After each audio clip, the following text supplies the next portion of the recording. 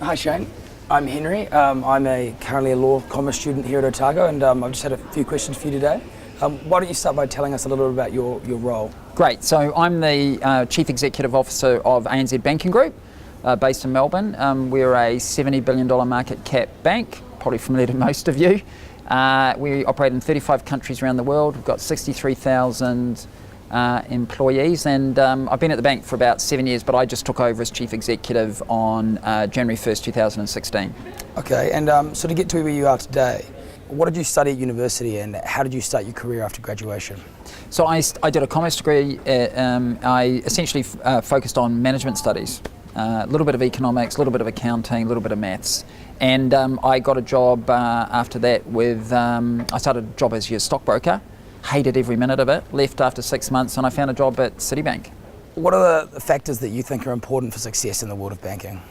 I think today, it's really changed actually since I started. Today it's much more about being creative, being digitally aware about technology, etc., and much more really, frankly, customer focused. Now that sounds terrible, you might have thought we were always customer focused, but in the past it was much more about technical skills, and I think today it's moving much more around the kind of more softer side of skills that are required to succeed. What can a University of Otago student do to create opportunities for success after graduation? I think, as I said, it's about soft skills. So people are, companies like us are really looking for people who've got broad skills, who've really taken a chance on themselves, that can bring more than just a technical expertise to the office. And that's about having a wide-angled perspective on things, being interested and curious, and being able to demonstrate that. And that can be in all ways, shapes and forms. That's what's really important. And what are some of the non-academic attributes that ANZ seeks in graduate recruits?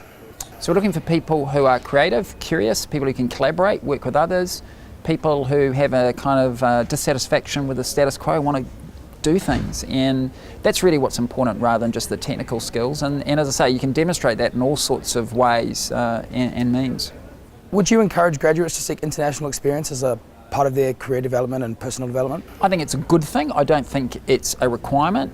And the reason it's a good thing is it just kind of opens your mind, and I think you come back. We've found that interesting, and when we look at people who've done really, really well in the bank, typically, not always, they've had some international exposure. It might be as an exchange student, it might be that their parents lived overseas when they were younger. It just sort of opens your mind a little bit, and it's really apparent. So it's a good thing, but it's not always essential. How have you managed to deal with some of the more difficult decisions concerning the bank? So you have to have a really good network and a team. All jobs are team-based. I've got a really good team around me, and I make sure that we discuss them as a team and I take their advice. And that doesn't mean everything's a democracy. It isn't. Sometimes the hard decision sits with you. That's what a chief executive has to do. But you really want to make a well-rounded, thoughtful decision, and that means taking lots and lots of diverse views. What's your view on firm risk as a CEO of a large bank? In terms of firm risk? Sort of managing that risk. Oh, right. Well, that's what we do. That is what banks are. We manage risk all day long, and we need to assess risk. We need to figure out how to price it that's fair for our customers, but also fair for our shareholders. So it's actually, we're in the business of risk pricing and risk management, and it's a 24/7 game. And in a world today that is full of risk, whether it's geopolitical risk, whether it's economic risk, whether it's kind of interest rate risk, or frankly, the new big area that people are focused on is operational risk, reputational risk, all of these kinds of things. So it's actually a very fast changing and pretty interesting area, to be perfectly honest. Obviously, you're a very busy man, so how do you sort of manage to balance that, the demands of your heavy workload with your family and personal time? Well, I think balance is really important, and so it's just about being really disciplined, making sure that the weekends are for me and my family, making sure you get time to go to the gym, making sure you get time to do things outside of the bank. If you want to be value adding to your business, you need to be open-minded, and you need to be out there experiencing different things. Frankly, just coming down here for the last 2 days in Dunedin, being at the university, I've learned stuff, and that will actually be of benefit to the bank. And so I think it's just always giving yourself opportunity in your diary, making sure you've got free time to think and actually try and do different things is really, really important. And I do it through that kind of disciplined allocation of my diary, but others will do it in different ways. What has been one of the highlights of your career? Oh, I'm really lucky. I've had lots of highlights. I've been really fortunate. I've had jobs when I worked in Egypt, which was really exciting. It was just kind of a new frontier market and really different, and I'd never lived anywhere like that, and so that was terrific. Great people.